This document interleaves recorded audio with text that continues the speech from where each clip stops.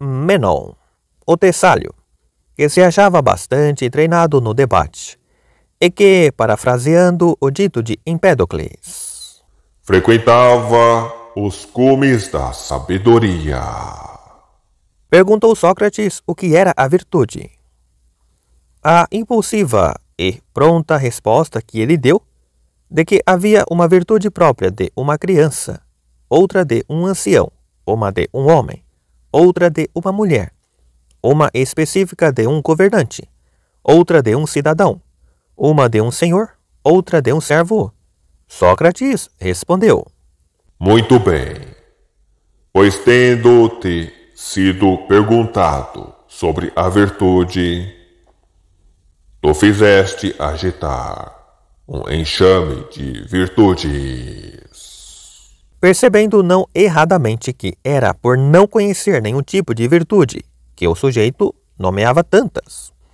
Ora, não provocaremos também nós o riso, quando, não estando seguros de possuir um amigo que seja, receamos cair, sem o desejarmos, numa multidão de amigos? Com efeito, não nos distinguimos em nada daquele homem que, sendo maneta ou cego, teme vir a tornar-se num briaréu de 100 mãos ou em Argos, que tudo vê. E contudo, nós o louvamos sem sombra de dúvida o jovem, que numa peça de Menandro declara que todos os homens consideram maravilhoso. É bom se tiver a sombra de um só amigo. 2. Ora, o desejo de frequentar muitas amizades é um obstáculo não menos adverso, entre muitas outras razões, ao desenvolvimento de novas amizades, pois tal como as mulheres dissolutas, estamos envolvidos em frequentes contatos com muitas e diferentes pessoas. Por isso, deixamos de poder manter os mais antigos, que são negligenciados e acabam por se afastar. Uma melhor comparação, talvez, é a ama Hipsípile, que sentada no prado colhia flores, uma após outra, juntando molhos de flores, feliz no seu espírito, com a criança cheia de fome. O mesmo sucede com cada um de nós, porque tudo o que é novidade atrai, para logo a seguir nos desapontar. É sempre a mais recente das flores que encanta e renova, e ao mesmo tempo, quando estamos ocupados com muitas amizades e com relações que se começam, mas que não se concluem, na perseguição ao novo afeto, passamos ao lado do que se estava a desenvolver. Em primeiro lugar, portanto, vamos começar por Héstia, e pela história da vida, com os relatos que nos foram deixados acerca de amizades sólidas. E tomemos como testemunha e exemplo para a nossa argumentação a grande e ancestral época em que, sob o jugo da amizade, se diziam amparados Teseu e Pirito, Aquiles e Patroclo, Orestes e Pílades, Fíntias e Damon, Epaminondas e Pelópidas. É que a amizade é um ser que busca companhia, mas não à maneira de um rebanho ou das gralhas. Já acompanhar o amigo como a si próprio e considerar o companheiro com o outro duplo não é mais do que usar o par como justa medida da amizade. Não é possível comprar com uma pequena moeda nem muitos escravos, nem muitos amigos. Qual é, então, a moeda da amizade? A natureza nada tem de mais raro do que a benevolência e o afeto, temperados pela virtude, pelo que é uma impossibilidade sentir um afeto sólido e ser apreciado por muitos. Pois tal como os rios, à medida que se dividem em vários braços e regatos, correm cada vez menos caudalosos e mais finos, também uma sólida amizade gerada no espírito enfraquece quando se divide por muitos. Por essa razão, nos animais, O amor pelas crias é mais forte para aqueles que só dão à luz uma cria de cada vez.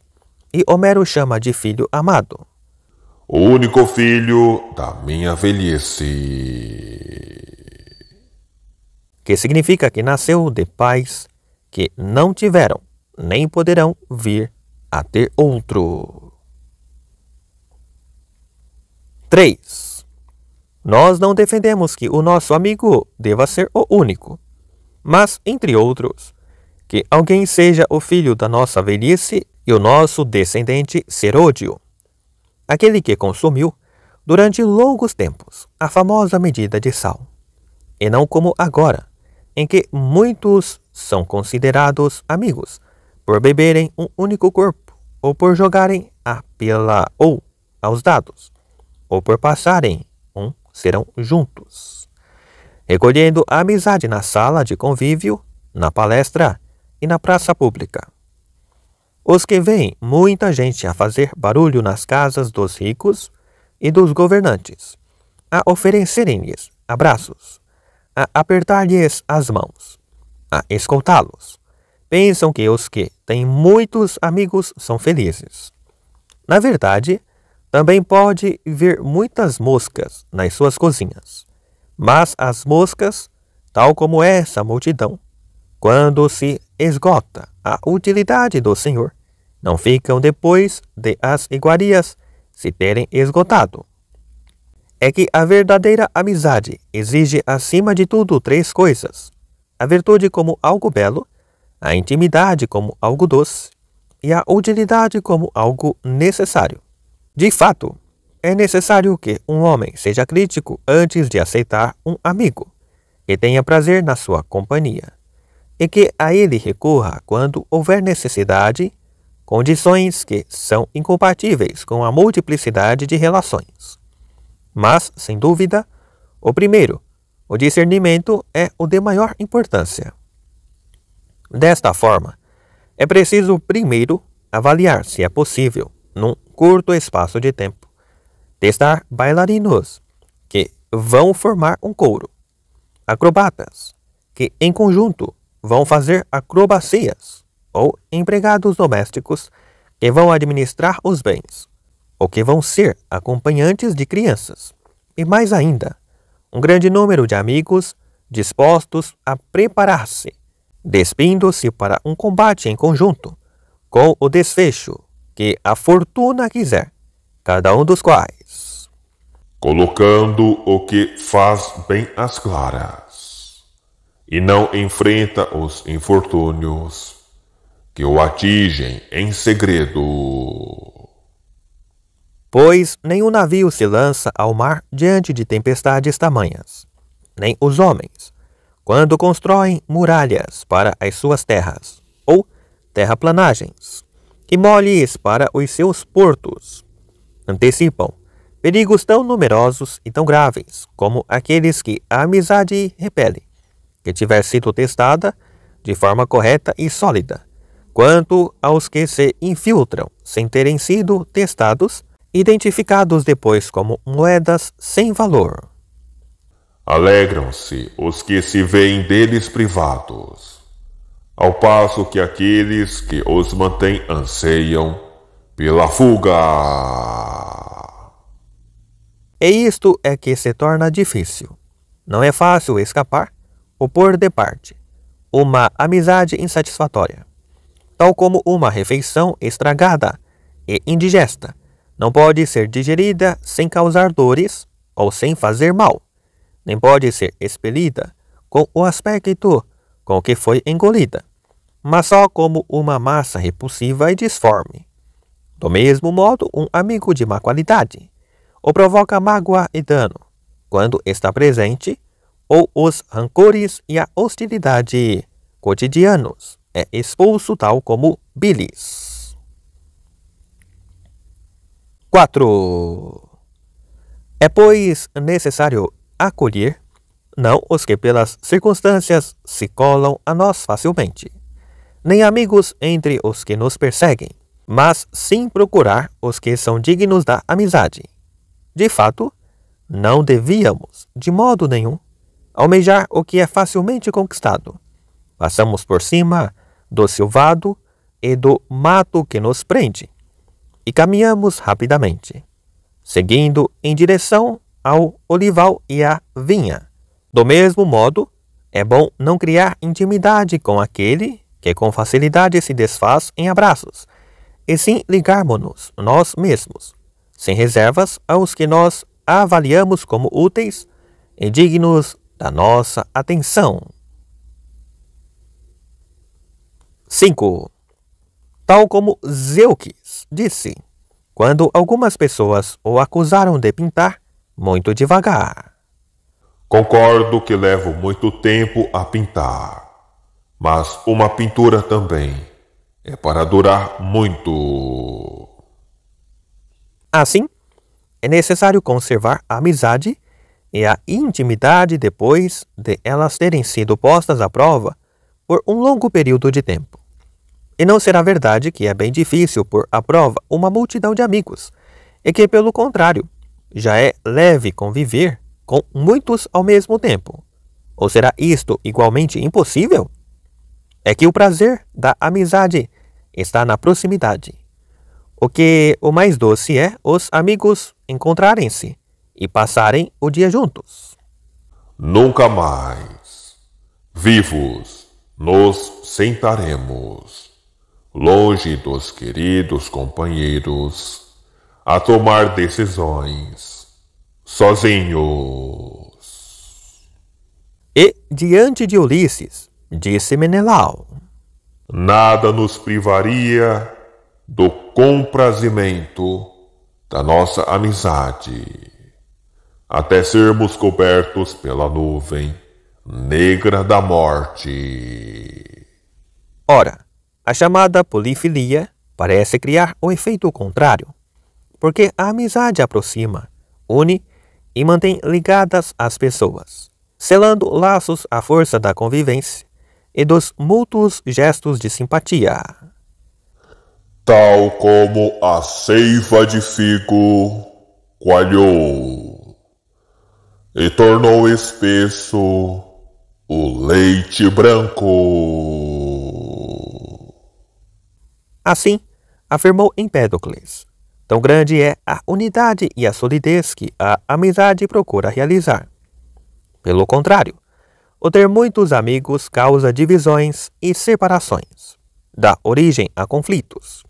Quando se chama um de amigo e logo se transfere a atenção de um para o outro, e não permite nenhuma conjugação ou fusão de benevolências que se cria na intimidade devidamente moldada e reforçada. Isto imediatamente conduz à anormalidade do que diz respeito aos mútuos serviços, assim como a hipocrisia é que as vantagens mais úteis da amizade, por causa da multiplicidade de amigos, vêm a tornar-se nas mais nocivas desvantagens. A preocupação provoca diferentes reações em cada tipo de homem. Pois nem as nossas naturezas se inclinam todas na mesma direção, nem nós nos confrontamos sempre com as mesmas circunstâncias da fortuna e as circunstâncias que envolvem os nossos atos, tais como os ventos, enquanto para uns são favoráveis, para outros são adversas. 6. Ora, mesmo se todos os nossos amigos, nas mesmas alturas, precisam de favores idênticos, é difícil estar à altura de todos, nas suas necessidades, na sua vida pública, nas suas ambições e mesmo nas ocasiões em que rendem hospitalidade.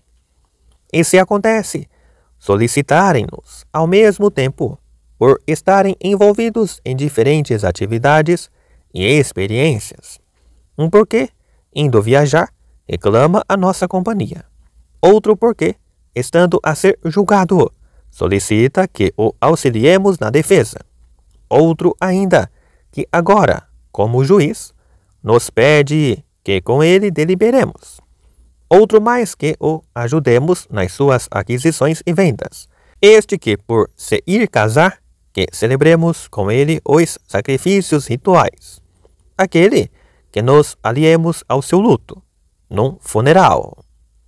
A cidade está repleta de incenso a arder, repleta também de hinos festivos e de lamentos fúnebres.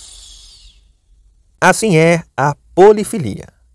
Estar com todos ao mesmo tempo é uma impossibilidade física, e não estar com nenhum é contra as leis do espaço, além de que é desagradável prestar auxílio a um só, descurando muitos.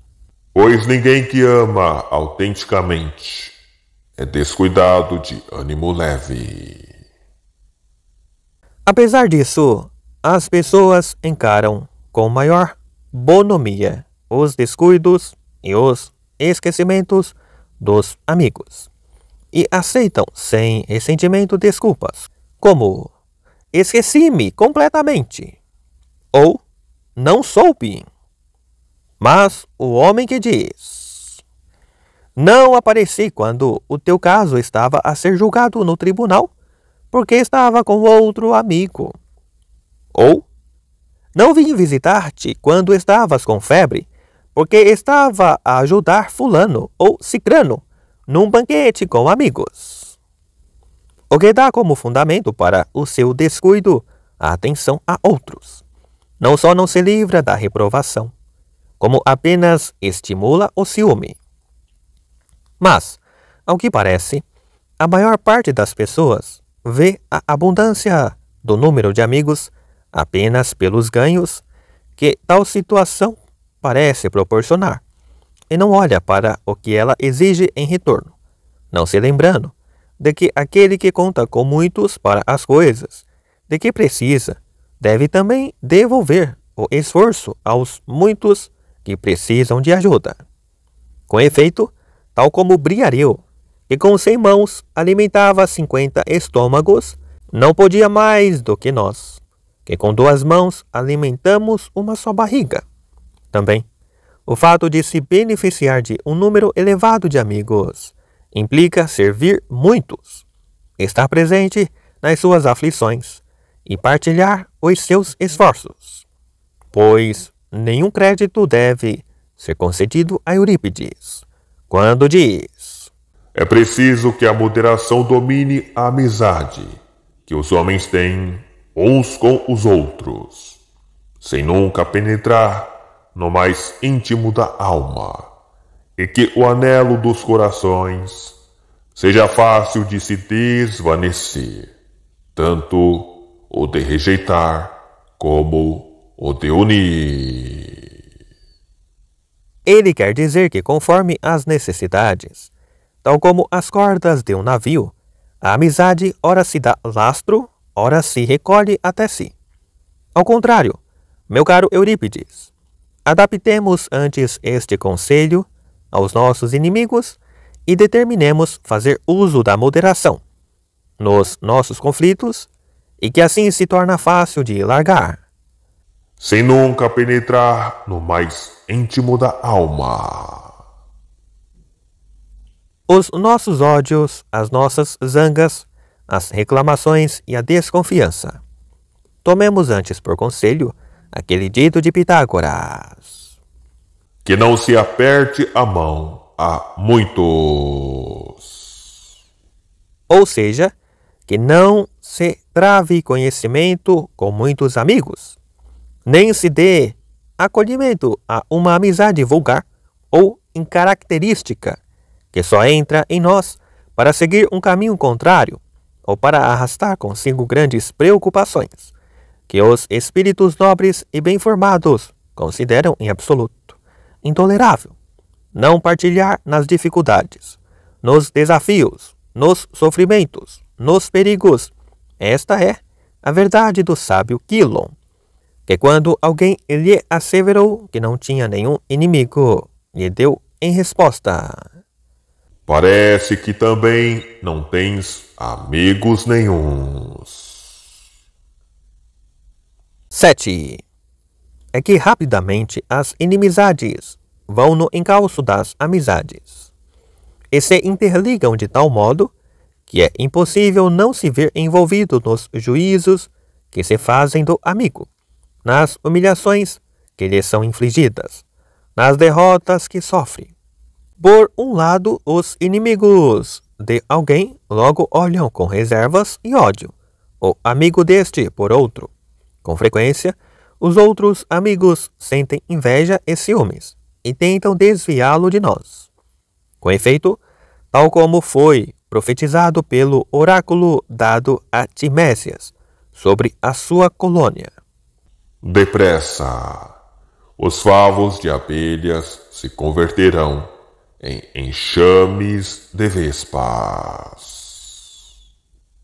Do mesmo modo, os homens que andam à procura de favos de amigos tombam inadvertidamente em enxames de inimigos. Além disso, a afeição de um amigo e o rancor de um inimigo não têm igual gravidade, tortura e morte.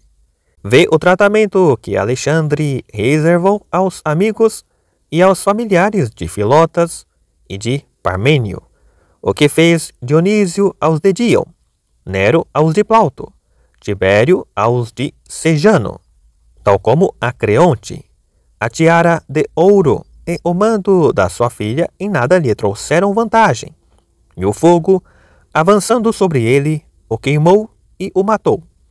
Mal ele correu para ela e a envolveu nos seus braços. Também algumas pessoas, sem nada beneficiarem com a boa fortuna dos amigos, perecem com eles nas suas desventuras. São particularmente os homens sábios e educados que passam por suas experiências, tal como Teseu, que em Pirito foi punido e feito prisioneiro. Imobilizado pelas cadeias do escrúpulo, não forjadas pelo homem. Também Tucídides conta que durante a peste, os que tinham a virtude na mais elevada consideração pereciam com os seus amigos que estavam doentes, porque não se culpavam em ir eles mesmos para junto daqueles com quem tinham obrigações. 8. Por estas razões, não é conveniente desbaratar a virtude, ora acompanhando qualquer um nas suas questões, ora interagindo com quaisquer outros, mas apenas com os que estão à altura de dar a mesma confiança, ou seja, os que são capazes de retribuir igualmente em amor e em companhia. É que a amizade nasce da semelhança, e este é o maior de todos os obstáculos ao fato de se ter um grande número de amigos. De fato, se os animais selvagens se mostram hostis para com os de espécie diferente e apenas por força da necessidade se misturam, agachando-se e assanhando-se enquanto fogem uns dos outros, ao passo que de boa vontade se aproximam daqueles com que partilham a espécie e o habitat, e aceitam a proximidade de boa vontade. Como será então possível a amizade, quando há diferença de personalidades, disparidade de sentimentos e outros modos de vida? É verdade que a harmonia entre a harpa e lira nasce da concórdia entre tons diferentes. Nenhuma semelhança que, de uma certa forma, é gerada pela consonância entre sons agudos e sons graves. No entanto, na proporção desta sinfonia, da amizade e da harmonia, não deve haver nenhum elemento dissonante, nem análogo, nem desproporcionado, mas de todos por igual deve nascer a concórdia de opiniões, a convergência nos modos de agir e no modo de discernir as questões, a identificação dos sentimentos, como se uma só alma se dividisse em múltiplos corpos. 9. Portanto, haverá um homem de tal modo aplicado, tão capaz de se transformar, e tão universalmente adaptável, a ponto de poder assimilar e de se acomodar a tantas pessoas, e não cair em risos diante do conselho de Teógenes? imita a inteligência do polvo de múltiplas cores, que à vista se mostra igual à rocha em que se fixar. E contudo, as mutações do polvo não ocorrem na profundidade, antes são geradas na sua epiderme, que conforme se contrai e se distende, capta as emanações dos objetos de que se aproxima. Assim também, as amizades procuram tornar semelhantes os modos de ser, os sentimentos, a maneira de falar, os projetos e as decisões. Era este o mérito de Proteu, figura que não era feliz, nem se pode dizer que fosse honrada, mas que por artes mágicas trocava num instante uma personalidade por outra, ora estudando nos livros com eruditos, ora sujando-se no pó das palestras com os lutadores, ora perseguindo animais selvagens como os caçadores, ora embriagando-se com os amantes da bebida, ora participando nas campanhas de promoção dos políticos, não tendo como própria nenhuma marca consistente de personalidade. E tal como os físicos dizem que a substância primordial que a tudo serve de fundamento é matéria informe e incolor, e que a si própria retorna, primeiro em combustão, depois em forma líquida, mais tarde ainda em forma gasosa, para novamente solidificar. Também o número excessivo de amigos deverá ter na sua base uma alma capaz de múltiplas emoções, de múltiplos aspectos, pouco firme e fácil de se transmutar. A amizade, todavia, busca uma personalidade constante, sólida, e que se mantenha estável no lugar e num convívio contínuo. É esta a razão porque um amigo a valer é raro e difícil de encontrar.